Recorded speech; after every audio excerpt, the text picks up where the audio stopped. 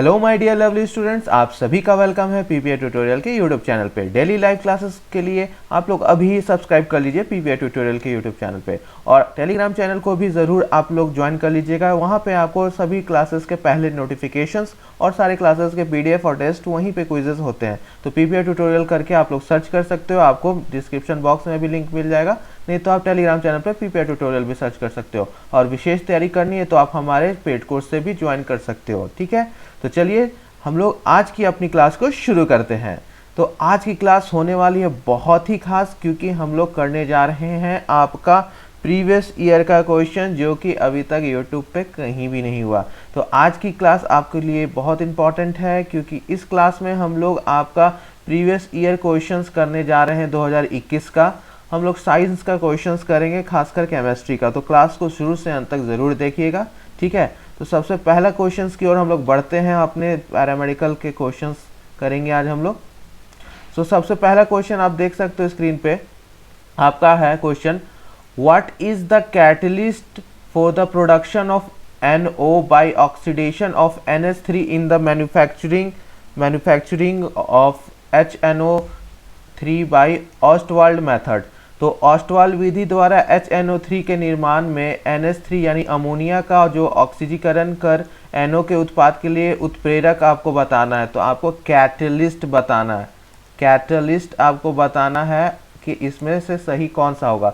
तो आपको कैटलिस्ट किस रिएक्शन के लिए बताना है ये समझ लीजिएगा। बहुत अच्छा क्वेश्चन घुमा के पूछा है कि आपको ऑस्टवाल्ड विधि द्वारा HNO3 के निर्माण, यानी आपको यहाँ पे बात हो रहा है ऑस्टवाल्ड विधि का। ठीक है, तो ऑस्टवाल्ड विधि का आपका बात हो रहा है यहाँ पे। ठीक है, ऑस्टवाल्ड मेथड।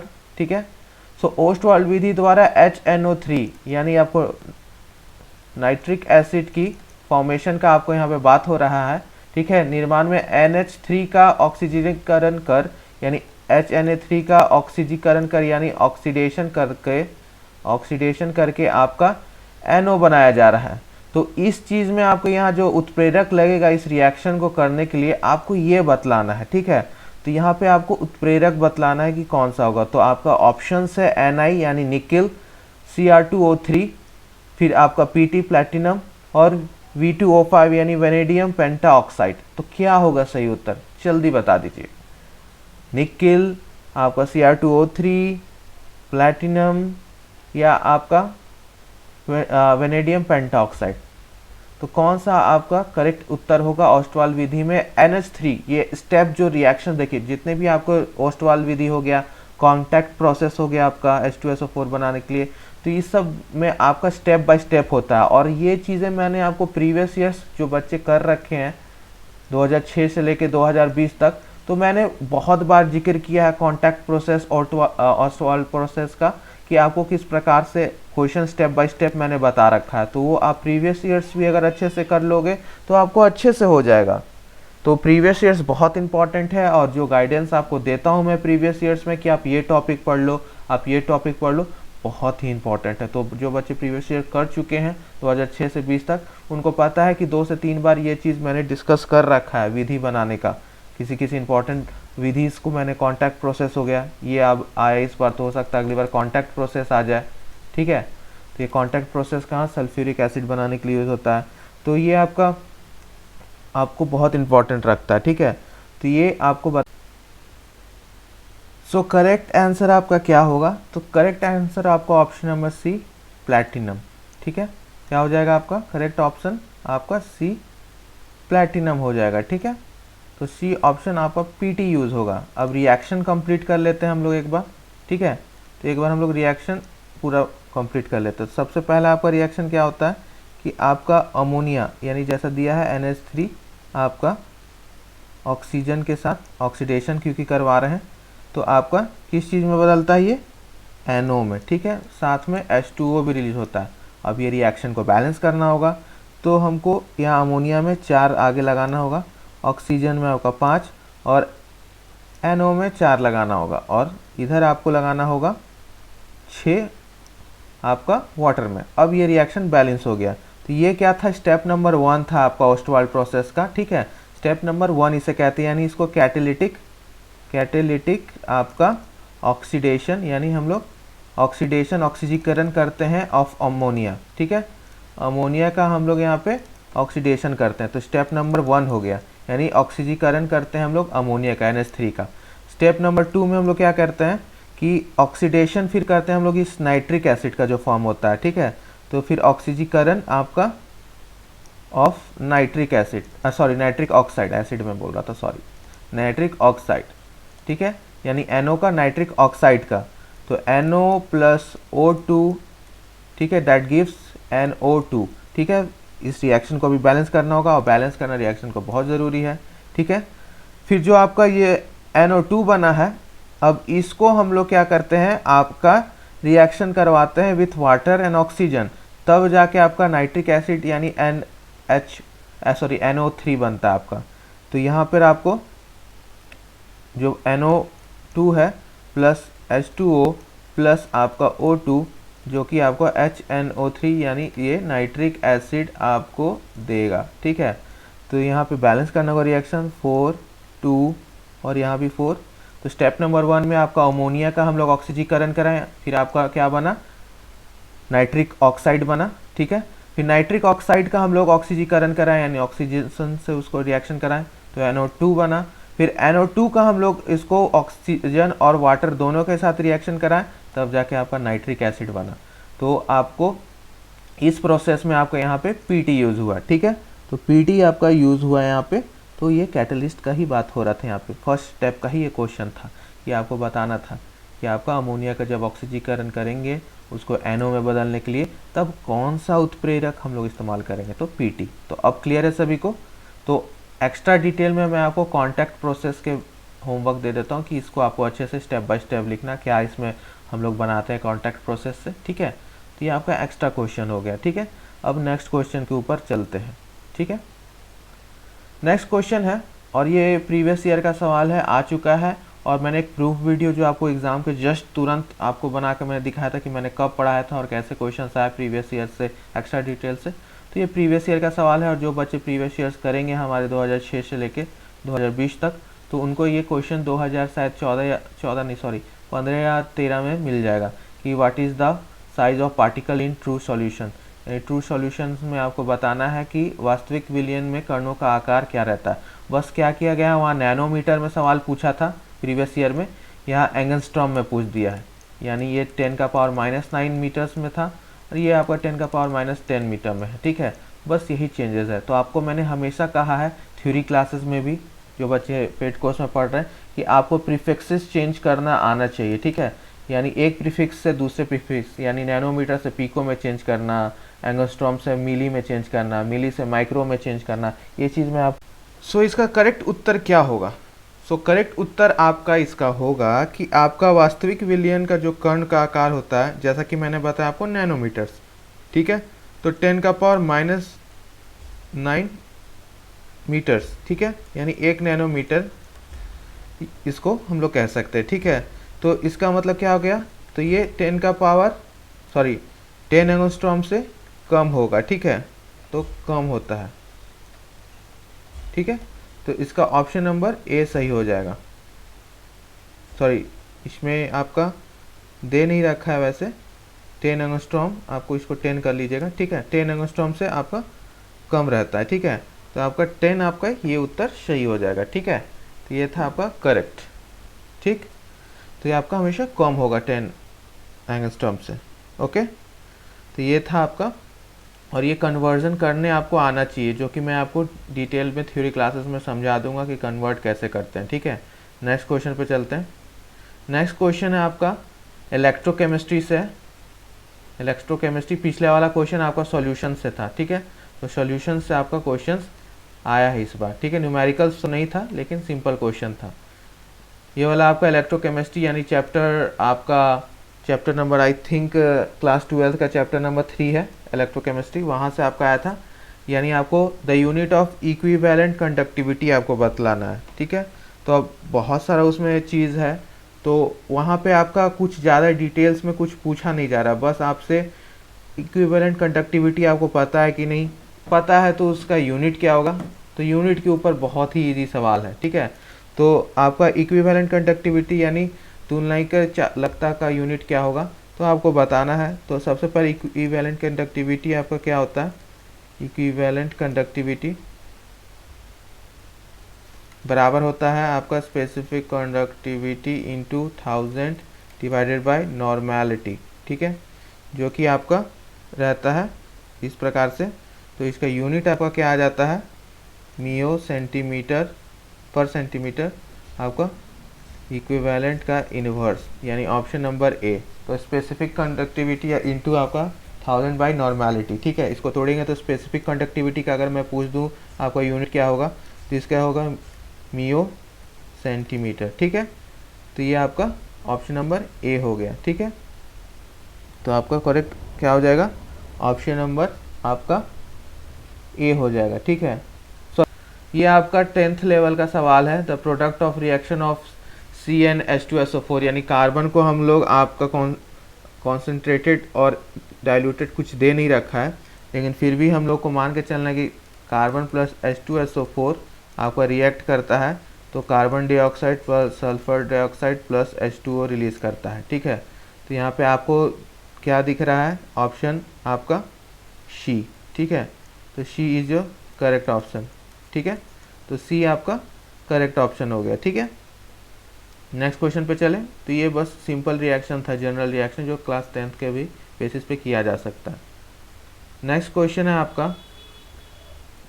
कि कांसे में यह धातु 50% से अधिक मात्रा में होता है, ठीक है।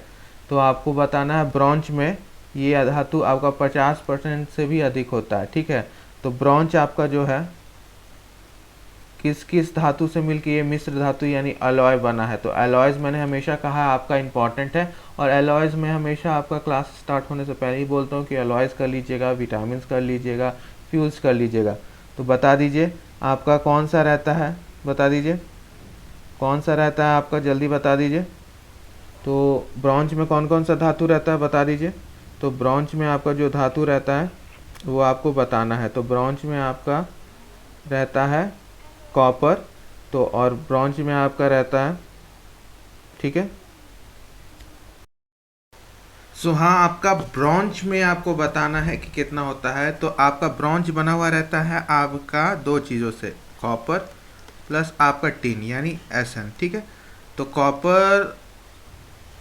कॉपर और आपका टिन से बना हुआ रहता है। कॉपर इसमें 88% और टिन आपका 12%। तो आपको क्वेश्चन सिंपल पूछा था, कांसा में यह धातु 50% से अधिक मात्रा में होता है। तो आपका करेक्ट उत्तर क्या हो जाएगा, आपका कॉपर, सिंपल था।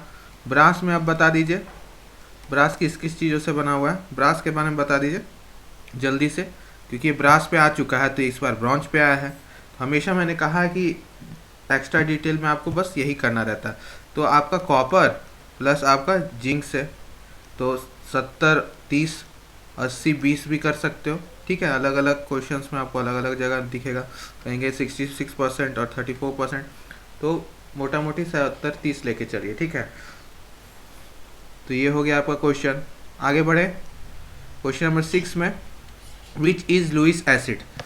ये क्वेश्चन मैंने आपको 2008-9 प्रीवियस ईयर्स में बहुत बार करा रखा है कि लुईस अम्ल आपका अम्ल क्या है, ठीक है। तो लुईस अम्ल आपका कौन सा इसमें से, CN-HN3OH- या AlCl3।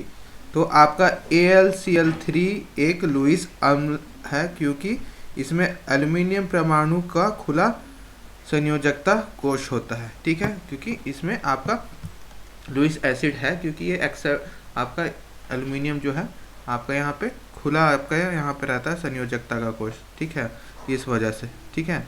सो ये आपका 6 हो गया, का आंसर डी। 7 है आपका, how many secondary carbon atom are there in isopentane. यानी आपको बताना है आइसोपेंटेन में द्वितीयक कार्बन परमाणु कितने होते हैं, ठीक है। तो कितने होते हैं आपका बता दीजिए। तो आइसोपेंटेन में द्वितीयक कार्बन परमाणु की संख्या कितनी होती है, 1 होती है, ठीक है। 1 होती है, क्योंकि कार्बन परमाणु में जो आपका दो अन्य कार्बन परमाणु से जो जुड़ा हुआ रहता है तो वो सेकेंडरी कार्बन आइटम रहता है, ठीक है। तो इस वजह से आपका ये 1 ही होता है आपका। तो इसको चलिए मैं आपको स्ट्रक्चर्स ड्रॉ करके भी दिखा देता हूँ। सो स्ट्रक्चर कैसे होगा आइसोपेंटेन का, 1 आपका, फिर 2 3 4, ठीक है। फिर इसमें एक कार्बन यहाँ, ठीक है। फिर हाइड्रोजन लगा दीजिए, इधर भी हाइड्रोजन लगा दीजिए, H H H H। और ये भी आपका प्रीवियस ईयर का सवाल है, और इस वाला भी प्रूफ वीडियो आपको मैंने ऑलरेडी डाल रखा, तो आप वो भी देख सकते हो। तो उस टाइम क्वेश्चन कुछ और था, बस थोड़ा सा अलग कर दिया क्वेश्चंस को। तो ये आपका सेकेंडरी कार्बन एटम है। तो how many secondary atom are there in isopentane, तो बस एक ही सेकेंडरी है आपका, ठीक है, यानी बस आपका एक हो गया, ठीक है। तो ये आपका सेकेंडरी कार्बन आइटम हो गया, ठीक है। यहाँ पे 2 कार्बन लगा हुआ है, एक ये हो गया और एक ये वाला, तो ये सेकेंडरी कार्बन आइटम हो गया। तो ये आपका एक ही हुआ, ठीक है। तो ये आपका ऑर्गेनिक केमिस्ट्री से था और प्रीवियस ईयर के ऊपर सवाल था। तो प्रीवियस ईयर आप 2006 से लेकर 20 तक का करोगे, आपको ये प्रश्न दिख जाएगा वहाँ पे, ठीक है। और ये मैंने ऑलरेडी करा रखा है आपको।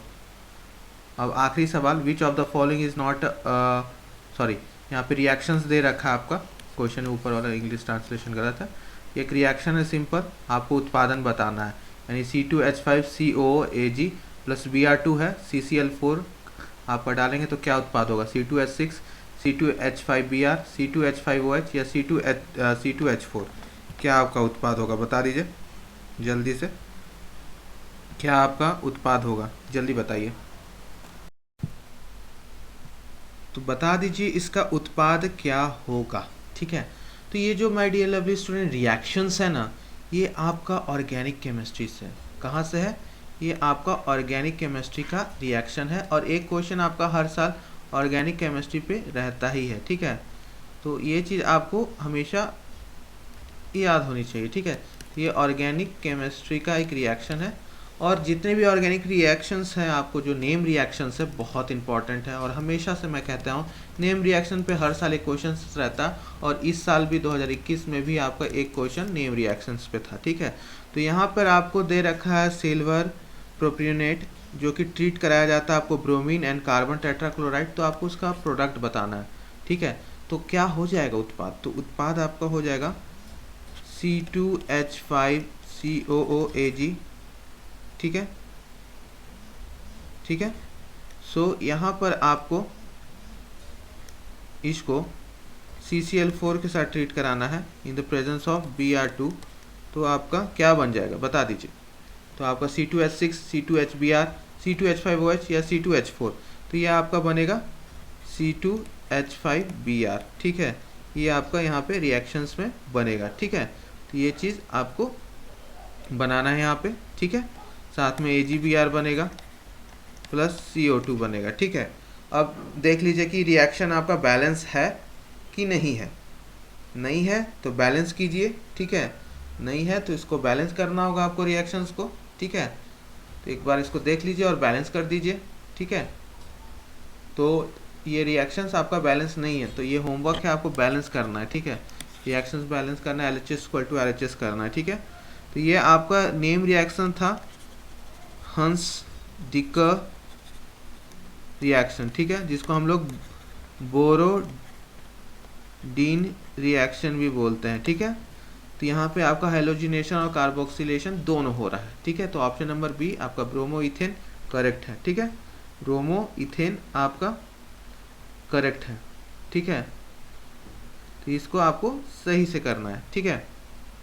नेक्स्ट क्वेश्चन पे चलते हैं। अच्छा, खत्म हो गया आज का। तो यानी 8 क्वेश्चन टोटल था आपका, 8 का 8 हम लोग कर लिए हैं। आई होप आपको क्लास समझ में आई होगी। क्लास के बाद फीडबैक दे दीजिएगा और अच्छे से करिएगा। और जो भी स्टूडेंट्स को कट ऑफ देखना है या आपको टाइम स्केड्यूल जानने की क्लासेस कितने बजे चलती है, कौन सी सब्जेक्ट की क्लास होगी, तो आपको टेलीग्राम पे सबसे पहले नोटिफिकेशन मिलता है। तो PPI ट्यूटोरियल करके सर्च कीजिएगा या डिस्क्रिप्शन बॉक्स में लिंक है, उस पर क्लिक करके आप PPI ट्यूटोरियल के टेलीग्राम चैनल पर जा सकते हैं। और जो भी बच्चे अलग से विशेष थ्योरी क्लासेस बेसिक से पढ़ना चाहते हैं सारे पैरामेडिकल क्वालिफाइड टीचर्स से, तो आप हमें व्हाट्सएप पे कांटेक्ट कीजिएगा। आपको फर्दर डिटेल्स सारा दे दिया जाएगा कि किस प्रकार से आपको क्या करना है, ठीक है। तो मिलते हैं नेक्स्ट क्लास में हमारे कमांडोज, अच्छे से पढ़िए। और नेक्स्ट क्लास देखते हैं बायो फिजिक्स का हम लोग 2021 का क्वेश्चंस करेंगे, ठीक है। बाय बाय एंड फीडबैक अच्छे से दे दीजिएगा। Bye bye and take care.